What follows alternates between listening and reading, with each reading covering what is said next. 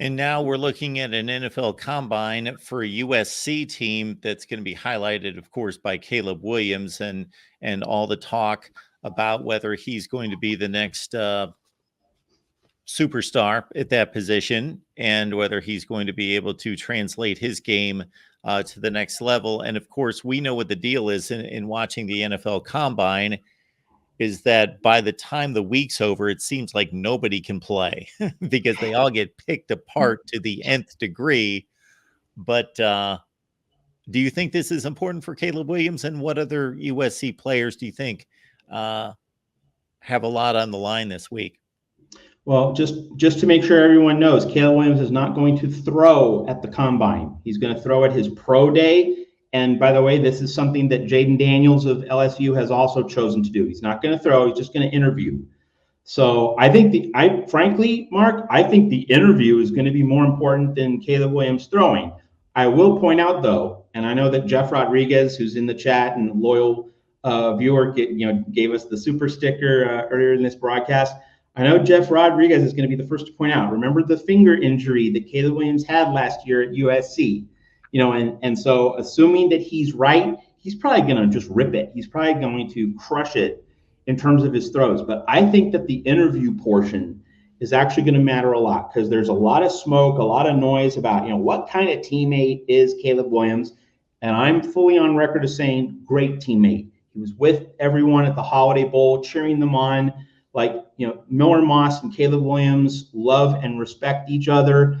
The idea that, because Caleb Williams sat on the bench late in a game, as though sitting on a bench is itself like a critique or a commentary or a window into his soul. Get out of here. He was respected by his teammates. And, as a USC Trojan, you saw him donating like headphones and other goodies through his NIL associations to other athletes, men and women, throughout USC athletics, various other sports programs. He'd show up at basketball games. Like, this guy just wasn't about himself. This guy was making public appearances and going out of his way to make generous gestures for other USC athletes, other people in the USC community. I'll push back forcefully on the idea that Caleb Williams was a bad teammate.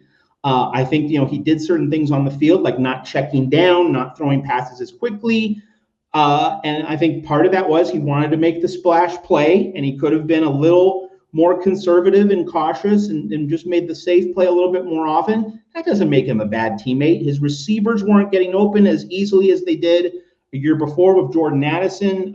His offensive line wasn't nearly as good as it was a year ago. And yes, by holding the ball too long, he forced his offensive linemen to block longer for him. But we can't assign all of USC's problems to that. Like, the offensive line did not put him in the best situation to perform. So I'm on board with Caleb Williams being a great teammate, a winner, an elite talent. But just in terms of the analysis, I think the interview piece, with all the speculation swirling around him, that he needs to provide a very mature interview for NFL teams.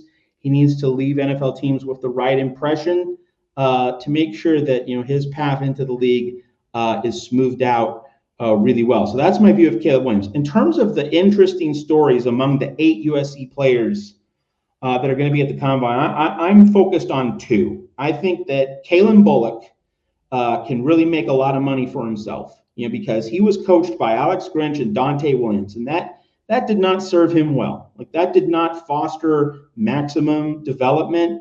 Would have loved to have seen Kalen Bullock with Taylor Mays more centrally involved on the USC staff. Alas, we didn't get that.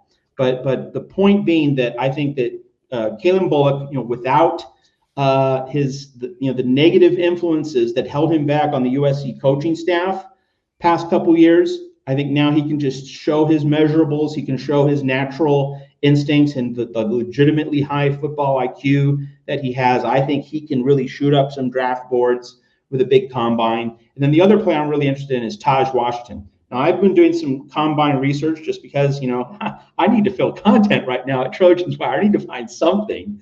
And I can't do women's basketball all the time. I have to limit my Juju Watkins output. My editor, or my supervisors need me to write about football. So in terms of the combine, NFL.com has rolled out grades, pre-combine grades for basically prospects across the whole country. So I looked at the grades for USC players, and it's a scale of 5.5 on the low end, 8.0 on the high end. Taj Washington's grade, 5.91. I think that really sells him short. Now, I get it. He's small. He's not physically dominant. I get it. Like it's pretty obvious. He's not extraordinarily fast, but there was another USC receiver who went, in my mind, far too late in the NFL draft a couple years ago. I thought he should have been picked much earlier. I thought he had much more upside, much more to offer an NFL team. He went at pick 112 in the 4th round, day 3.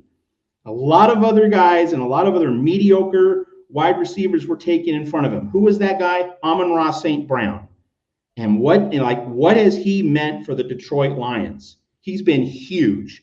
And I think Taj Washington, I'm not going to say he's the next Amon-Ra St. Brown, but I would say that there's a definite parallel in that when I need a guy to make a 3rd down catch, I'm going to throw to Taj Washington. And Amon-Ra St. Brown's been that guy for the Lions. I think Taj Washington can be a 3rd and 5, 3rd and 6 slot receiver who's going to make me a tough catch. He's going to find a way to get open. He's going to get open over the middle. He's going to catch the ball. He's going to take a hit. He's going to hold on to it. So the grade for Taj Washington of 5.91, there's a designation attached to each grade that NFL.com hands out. And you can read Trojans Wire to get more details on this. You can go to the link that I attached to NFL.com. But the designation for a 5.91 grade, not at the very bottom of the scale, but close to the bottom of the scale on that 5.5 to 8.0 range, the designation is backup special teamer. I think Taj Washington can start in the NFL at wide receiver. I'm not a WR1 or 2, but he can be a reliable slot receiver who can be productive on a consistent basis, make important catches, be a really good contributor to a team at a 3rd or a 4th wide receiver slot. I think he's better than a special teamer. So this is Taj Washington's time at the NFL Combine to make some money and really improve his draft stock, because I get the sense that Taj Washington might be a 6th or 7th round pick, just in terms of the sense I'm getting. Amon-Ra went at 112. I would certainly like to think that an NFL team will is smart enough to get Taj Washington at least before the end of the 5th round, and at least before pick 150. If you need a 3rd and 5 receiver, just a possession receiver to make important catches, and you're picking in the top 150 and you don't go for Taj Washington, I think you're making a big mistake. I think my favorite drill at the combine is when the wide receivers run from sideline to sideline and they have to pivot their hips and catch footballs and drop them from both directions, back and forth, back and forth, back and forth. It's one of my favorites.